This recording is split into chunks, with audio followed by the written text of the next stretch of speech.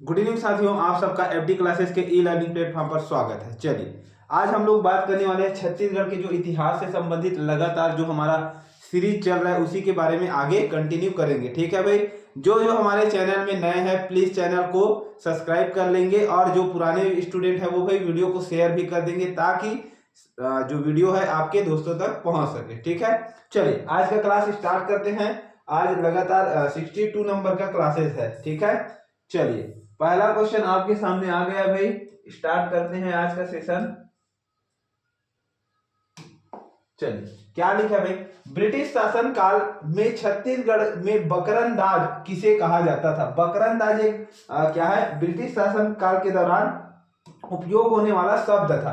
तो बकरंदाज जो शब्द है ये किसके लिए उपयोग किया जाता था, ग्राम प्रधान के लिए, सिपाही के लिए, माल गुजार के लिए या फिर दरोगा के लिए।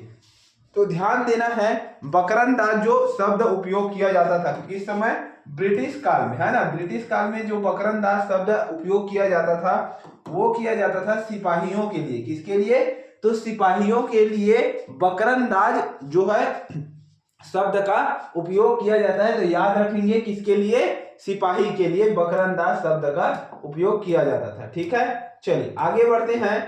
नेक्स्ट, विलय के पश्चात ब्रिटिश सरकार द्वारा, विलय के पश्चात ब्रिटिश सरकार द्वारा छत्तीसगढ़ में निम्नलिखित सुधार किए गए हैं। दीवानी एवं फौजदारी न्यायालयों की व्यवस्था, प्रत्येक जिले में जिला पुलिस अधीक्षक की नियुक्ति, रायपुर में केंद्रीय जेल का निर्माण, रायपुर के डाकघर में पोस्ट मास्टर की पद स्थापना। तो ध्यान रखना है, दीवानी एवं फौजदारी न्यायालयों की व्यवस्था बिल्कुल सही है। प्रत्येक जिला में जिला पुलिस अधीक्षक की नियुक्ति, ये भी सही है। रायपुर में केंद्रीय जेल का निर्माण किया गया, तो ये भी बिल्कुल सही कथन है। फिर है रायपुर के डाकघर में पोस्ट मास्टर की पद स्थापना किया गया है। तो चारों ही कथन क्या है, बिल्कुल सही है। तो याद रखना है क्या हो जाएगा, चारों कथन क्या है भाई, चारों कथन बिल्कुल सत्य है। तो हमारा ऑप्शन होगा ऑप्शन नंबर डी, क्योंकि ऑप्शन नंबर डी में ही चारों ऑप्शन को दिया गया है। ठीक है, तो याद रखना है कथन चारों सही है, इसलिए राइट आंसर क्या हो जाएगा, ऑप्शन नंबर डी हो जाएगा। ठीक है, चलिए आगे बढ़ते हैं। इस राज्य में ईसाई धर्म के प्रचारक फादर लो किस सन में आए थे। देखिए, ईसाई धर्म के प्रचारक अपने जैसे क्या हुआ था, ब्रिटिश जिस समय शासन कर रहे थे ना, ब्रिटिश जो अंग्रेज शासन कर रहे थे और अंग्रेज की धर्म के प्रवर्तक है वो अंग्रेजों पूरे किसको मानते हैं, ईसाई को मानते हैं, यीशु मसीह को मानते हैं। और उसी समय जो इंग्लैंड से एक कौन आया था, फादर आया था। तो इस राज्य में ईसाई धर्म के प्रचारक फादर लोग अपने धर्म के बारे में प्रचार करने के लिए, लोगों को बताने के लिए, तो ये आया था भाई सन 1868 में ब्रिटेन से। कहाँ आया था, छत्तीसगढ़ आया था। ठीक है, तो याद रखना है कहां से आया था, ब्रिटेन से आया था, जो छत्तीसगढ़ के भ्रमण में भी आया था। तो याद रखना है 1868।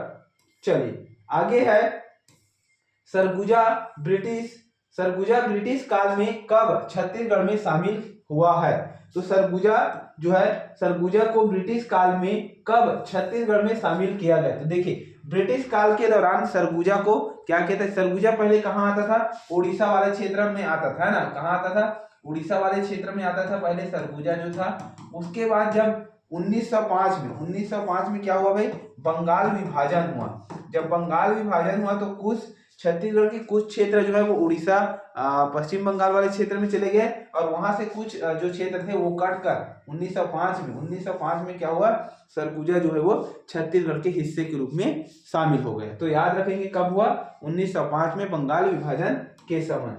चलिए आगे है, 1905 में ब्रिटिश शासन काल में 1905 में छत्तीसगढ़ का भौगोलिक पुनर्गठन हुआ, जिसके तहत संबलपुर के अधीन 5 रियासत पटना, सोनपुर, रायखोल, बाबरा और कालाहांडी को बंगाल प्रांत में शामिल किया गया। जबकि छोटा नागपुर क्षेत्र के 5 रियासत कोरिया, चांग बखार, उदयपुर, सरगुजा एवं जसपुर को छत्तीसगढ़ में शामिल किया गया था। ठीक है, तो ध्यान रखना है ऑप्शन नंबर डी इसका राइट आंसर। चलिए, 1857 में प्रथम स्वतंत्रता संग्राम में किस नेता ने 1857 में स्वतंत्रता संग्राम में किस नेता ने छत्तीसगढ़ का नेतृत्व किया था। तात्या टोपे ने, वीर नारायण सिंह ने, रानी लक्ष्मीबाई ने, मंगल पांडे।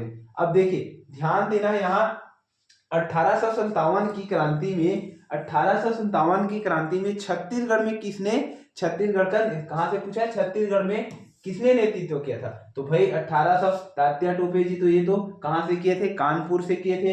रानी लक्ष्मीबाई, ये देखिए ये कहां से किए थे, कानपुर से। और रानी लक्ष्मीबाई कहां से किए थे, झांसी से किए थे। ठीक है।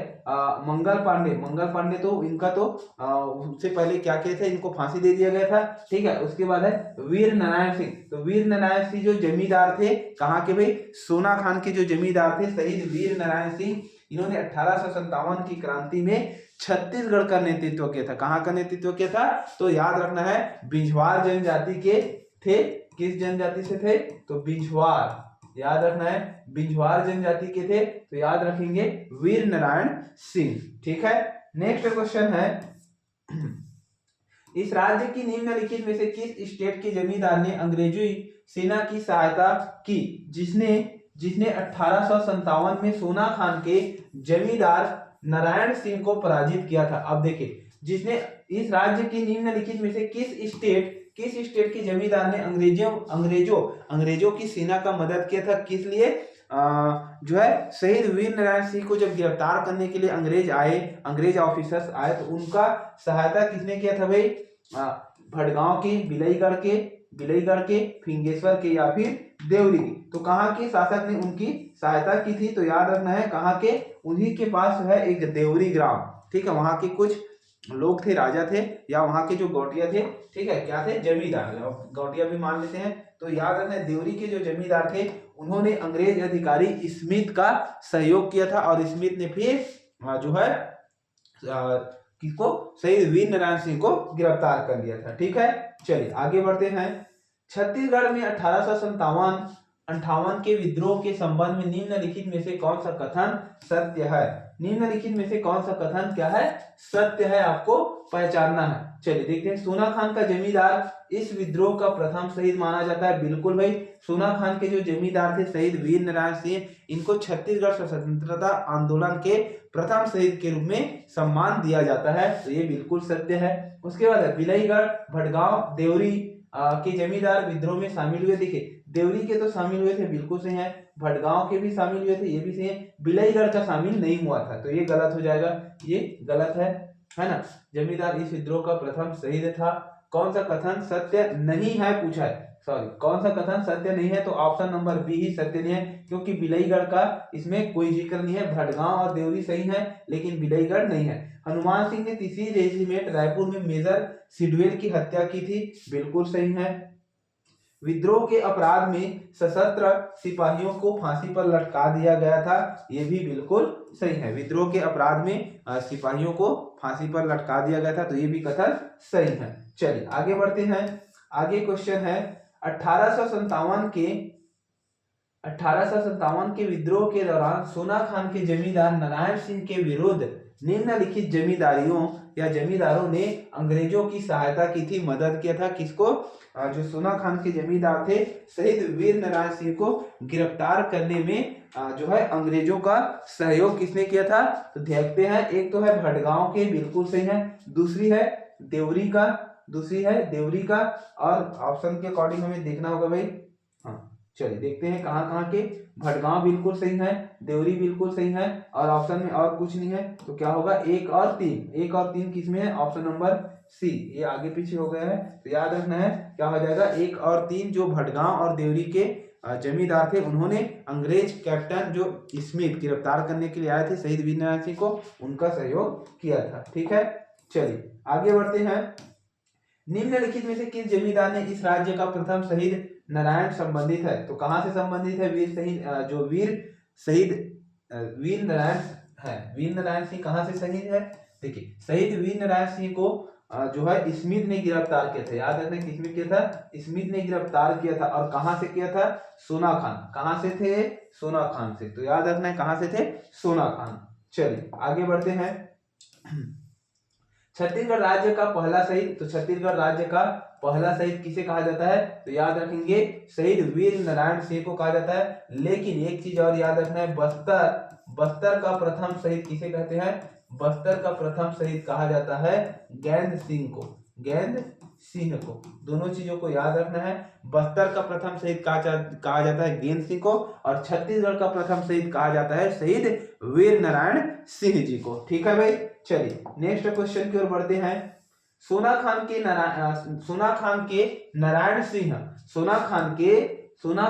नारायण सिंह को प्रथम बार कब गिरफ्तार कर जेल में डाला गया था? देखिए, शहीद वीर नारायण सिंह को प्रथम बार गिरफ्तार करके स्मिथ के द्वारा कब जेल में डाला गया था? तो याद रखना है 1856। तो कौन से महीना में? अक्टूबर 1856 में प्रथम बार उनकी गिरफ्तारी हुई थी। ठीक है, तो याद रखना है 1856 में अक्टूबर माह में इनकी प्रथम बार गिरफ्तारी हुई थी। और किसने किया था?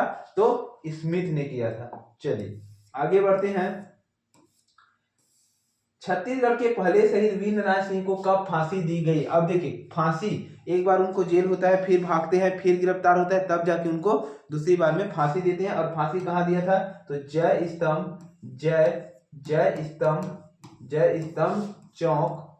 स्तंभ चौक रायपुर में। ठीक है, जय स्तंभ चौक रायपुर में। किसके कहने पर दिया था? Charles Elliot. ठीक है, चार्ल्स इलियट उस समय क्या थे? उस समय रायपुर जो संभाग था उसका क्या थे? वो कमिश्नर थे। ठीक है, तो इनके आदेश के गिरफ्तार किसने किया था? गिरफ्तार स्मिथ ने किया था, लेकिन फांसी की अनुमति किसने प्रदान किया था? तो चार्ल्स इलियट ने किया था। ठीक है, और फांसी कब हुआ था? तो 10 अक्टूबर नहीं होगा भाई, 10 दिसंबर होगा। कब हुआ था? 10 दिसंबर 1856 को 1857 को इनको फांसी दे दिया गया था। और याद रखना है गिरफ्तार कब हुए थे? तो 1856 के अक्टूबर माह में ये गिरफ्तार हुए थे, फिर भाग गए थे, फिर दोबारा गिरफ्तार हुआ, तो दोबारा इनको 10 दिसंबर 1857 को फिर इनको फांसी दे दिया गया था। ठीक है, चलिए आगे बढ़ते हैं। 1857 में सोना खान के जमींदार नारायण सिंह के विद्रोह के समय रायपुर का डिप्टी कमिश्नर, ये देखिए पूछ दिया गया भी, रायपुर का जो डिप्टी कमिश्नर उस समय था, याद रखना है चार्ल्स इलियट था। दोनों क्वेश्चन में कंफ्यूज हो सकते हैं। तो उस समय रायपुर का जो डिप्टी कमिश्नर की बात करेगा तो ध्यान रखना है चार्ल्स इलियट होगा। लेकिन गिरफ्तार किसने किया था? तो ये हो जाएगा मेजर स्मिथ। ठीक है, क्या हो जाएगा? मेजर स्मिथ ने उनको गिरफ्तार किया था। और फांसी की अनुमति प्रदान करने वाला जो कमिश्नर था वो इलियट था। क्लियर है? चलिए नेक्स्ट क्वेश्चन की ओर बढ़ते हैं। छत्तीसगढ़ में 1857 के विद्रोह के दौरान सोना खान के जमींदार नारायण सिंह को किसने पराजित किया था? तो नारायण सिंह को 1857 के विद्रोह के दौरान सोना खान के जमींदार नारायण सिंह को पराजित कर गिरफ्तार किसने किया था? तो लेफ्टिनेंट स्मिथ या फिर मेजर स्मिथ ने गिरफ्तार करके इनको फांसी फिर गिरफ्तार करके रायपुर लाए थे। ठीक है, चलिए निम्नलिखित में से किस वर्ष में इस राज्य में हनुमान सिंह का विद्रोह हुआ? तो देखिए, निम्नलिखित में से किस वर्ष में इस राज्य में हनुमान सिंह का सिपाही जो विद्रोह हुआ था, कब हुआ था? 1855 में, 1857 में, 1856 में, या फिर 1858 में? सिपाही विद्रोह कब हुआ था? तो ध्यान रखना है ये जनवरी माह में सन 1856 के जनवरी माह में। याद रखना है कौन से माह में? तो जनवरी माह में। कैसे नहीं लिखा रवि? कुछ बैठ गया है क्या? हाँ, अब आ गया। तो जनवरी माह में। ठीक है, याद रखना है जनवरी माह में 1858 में इन्होंने सिपाही विद्रोह किया था। कब किया था? तो 1858 के जनवरी माह में। नेक्स्ट है, देखिए यहाँ पर, हाँ, 1858 के ईस्वी में 17 सिपाहियों को 22 जनवरी 1858 को सरेआम फांसी पर लटका दिया गया। हनुमान सिंह को छत्तीसगढ़ का मंगल पांडे भी कहा जाता है। ठीक है, चलिए आगे बढ़ते हैं। इस राज्य के सैनिक विद्रोह 1857-58 इस राज्य के सैनिक विद्रोह 1857-58 के नेता ने किस अंग्रेज अधिकारी की हत्या की थी? सिडवेल की, सैंडिस की, इलियट की, या स्मिथ की? तो ध्यान रखना है किसका हत्या किया था? इसने सर्जन सिडवेल की हत्या की थी। मंगल पांडे और उनके साथियों ने मिलकर सर्जन सिडवेल की हत्या की थी। तो याद रखना है सिडवेल की हत्या की थी। ठीक है, चलिए आगे है।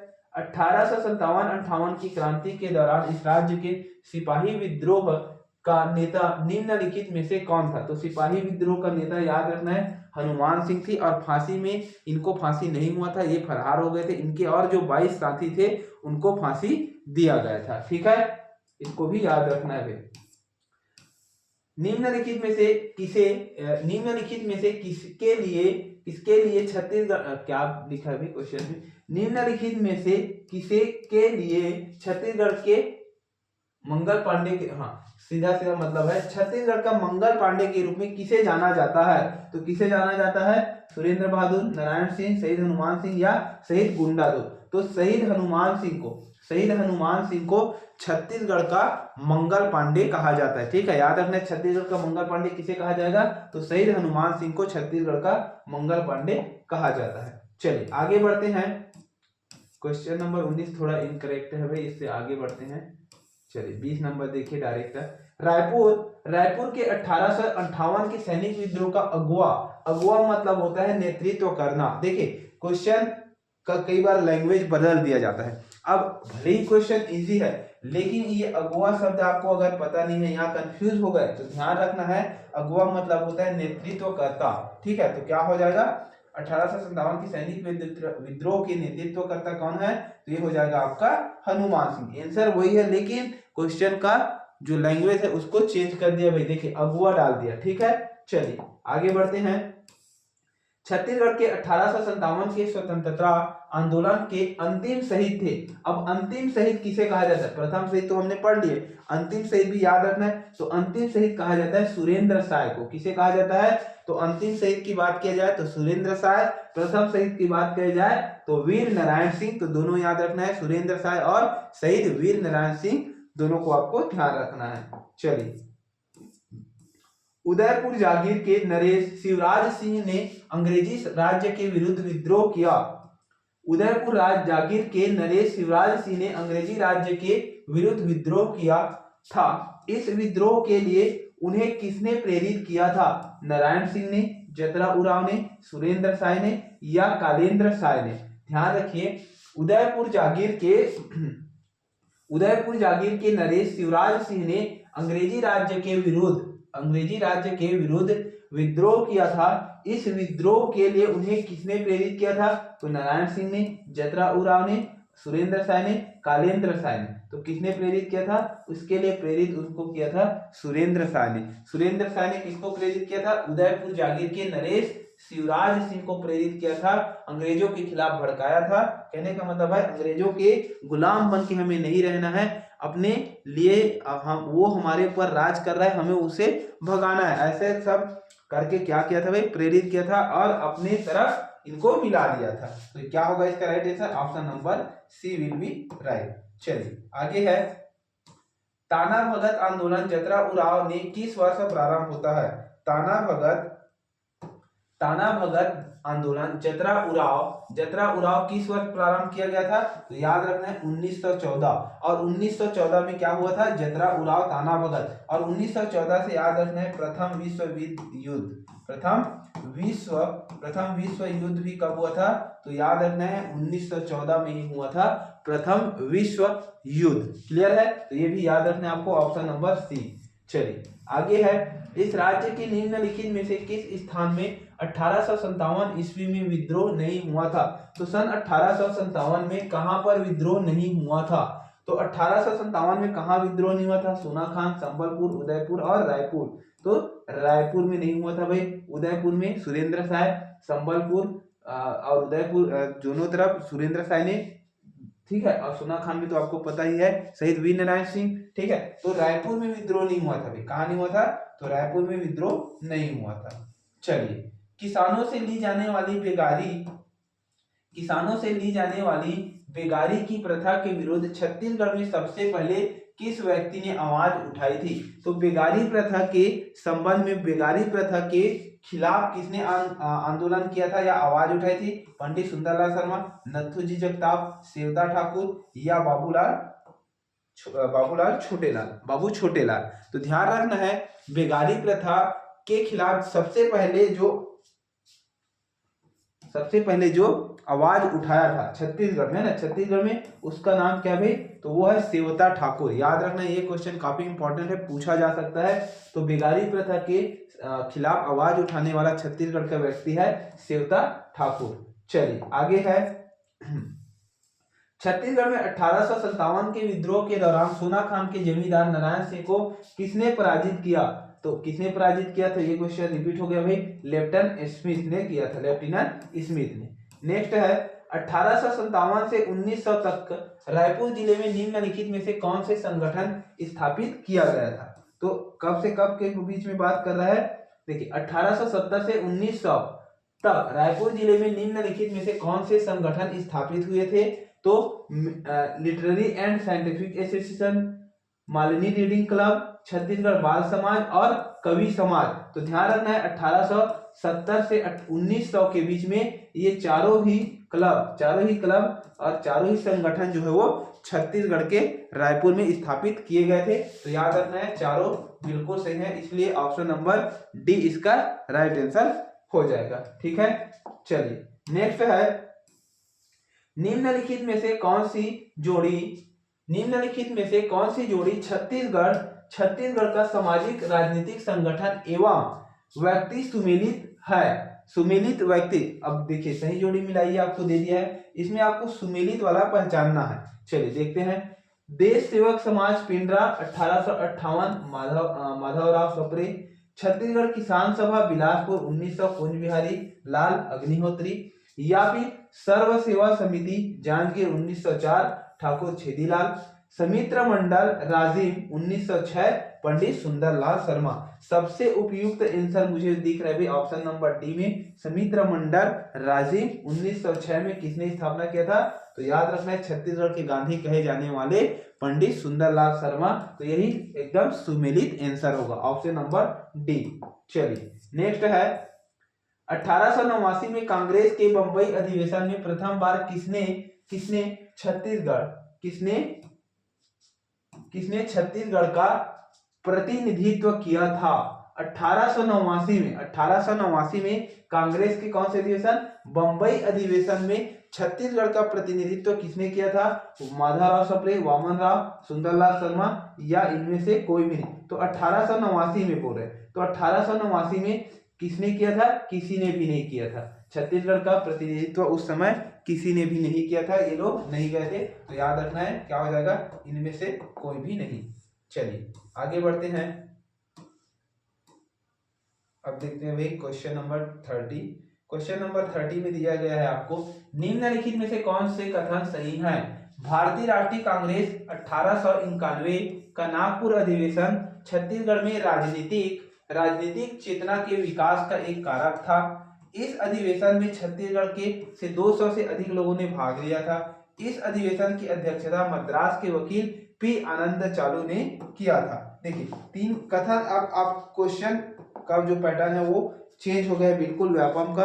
आपको अब वन लाइनर क्वेश्चन आप भूल जाइए, अब आपको हमेशा कोट वाला क्वेश्चन ही देखने को मिल रहा है पिछले कुछ एग्जाम को अगर उठाकर देखा जाए तो। ठीक है, तो यहाँ होगा भारतीय राष्ट्रीय कांग्रेस 1891 का नागपुर अधिवेशन छत्तीसगढ़ में राजनीतिक चेतना के विकास का एक कारक था, बिल्कुल सही है। इस अधिवेशन में 200 से अधिक लोग ने भाग नहीं लिया था, भाई कुछ लोगों ने लिया था, तो ये गलत है।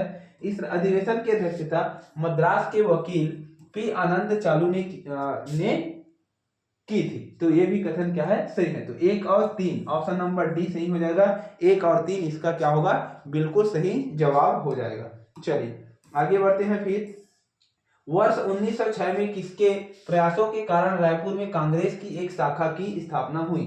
तो 1906 में किसके प्रयासों के कारण रायपुर में कांग्रेस की एक शाखा की स्थापना हुआ था?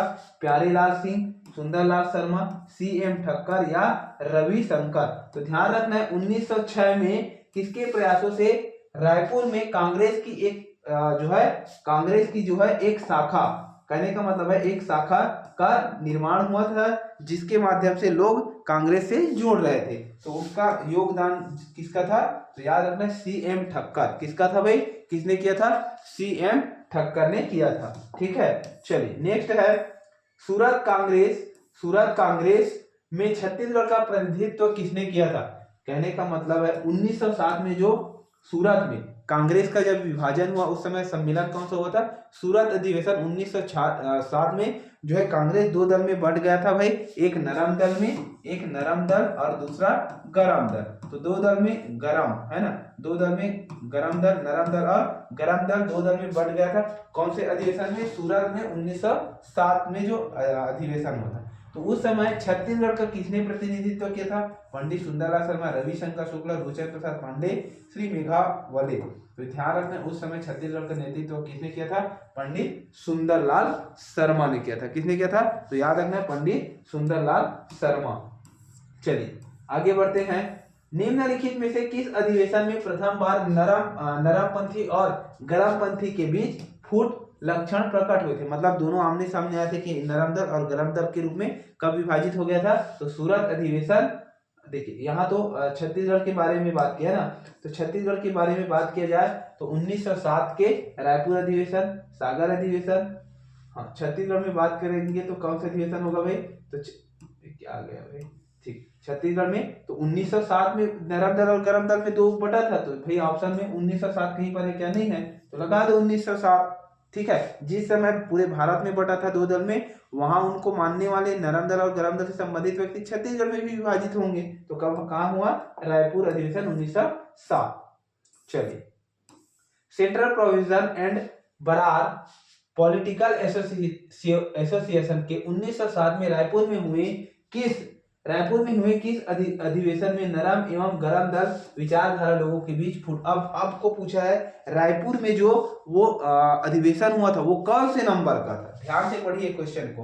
क्या बोला है? Central provision and Berar political association के 1907 में रायपुर में हुए किस अधिवेशन में नरम दल एवं गरम दल विचारधारा वाले के बीच फूट जो है वो प्रकट हुए थे? तो प्रथम, द्वितीय, तृतीय या चतुर्थ? तो ध्यान रखना कौन सा अधिवेशन था? ये तीसरे नंबर का तृतीय अधिवेशन था। ठीक है, याद रखना है तृतीय अधिवेशन, थर्ड अधिवेशन में। चलिए आगे है फिर छत्तीसगढ़ के पहले ब्रिटिश उपायुक्त कौन थे जिन्होंने मराठा जिलेदार से प्रशासन को अपने हाथ में लिया था? तो प्रथम उपायुक्त मतलब भाई डिप्टी कमिश्नर। तो छत्तीसगढ़ का प्रथम डिप्टी कमिश्नर की अगर बात किया जाए तो ये था भाई चार्ल्स इलियट थे। ठीक है, और प्रथम अधीक्षक सुपरिटेंडेंट अधीक्षक याद रखना है, अधीक्षक कौन था? एडमंड थे, एडमंड प्रथम अध्यक्ष थे। और प्रथम ब्रिटिश कमिश्नर कौन थे? तो याद रखना है चार्ल्स इलियट थे। ठीक है, चलिए आगे बढ़ते हैं। निम्नलिखित कथन को पढ़िए और सही कथन का चुनाव कीजिए। 20 जून 1915 को रायपुर के टाउन हॉल में छत्तीसगढ़ के लगभग 300 माल गुजार का सम्मेलन हुआ था। बिल्कुल सही कथन है, 1915 की बात किया है। इस सम्मेलन की अध्यक्षता राव साहब दानी ने किया था। बिल्कुल गलत है।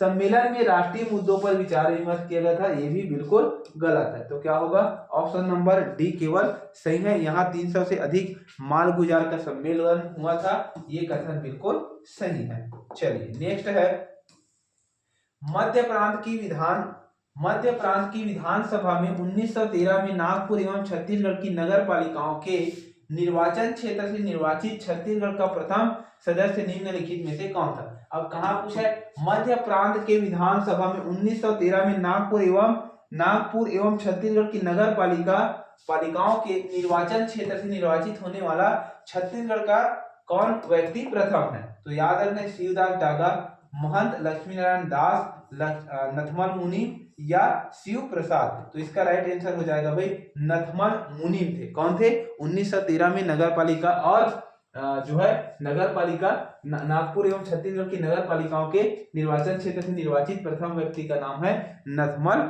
मुनि। ये भाई ज्यादा लोग इसको जानते नहीं है, तो इस टाइप के क्वेश्चन भी आपको बिल्कुल याद रखना है। ठीक है, चलिए छत्तीसगढ़ मित्र छत्तीसगढ़ का प्रकाशित होने वाला पहला अखबार है जो कि सन 1900 में प्रकाशित हुआ था। और इसे किसने प्रारंभ किया था? देखिए छत्तीसगढ़ मित्र का प्रकाशित होने वाला पहला अखबार है। छत्तीसगढ़ जो मित्र है वो प्रकाशित होने वाला क्या है? छत्तीसगढ़ का प्रथम अखबार है।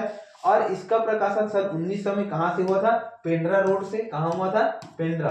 ठीक है, पेंड्रा से हुआ था। और इसको जो प्रकाशित करने वाले व्यक्ति थे वो थे माधवराव सप्रे और उनके सहयोगी थे पंडित रामराव चिंचोलकर। तो क्या होगा, ऑप्शन नंबर सी इसका बिल्कुल राइट आंसर हो जाएगा। तो ऑप्शन नंबर सी सही होगा। चलिए आगे बढ़ते हैं। रायपुर जिला कांग्रेस कमेटी के प्रथम अध्यक्ष कौन थे? रायपुर जिला कांग्रेस कमेटी के प्रथम अध्यक्ष कौन थे? पंडित सुंदरलाल शर्मा, ई राघवेंद्र राव, बैरिस्टर सी.एम. ठक्कर या शिवकरण डागा।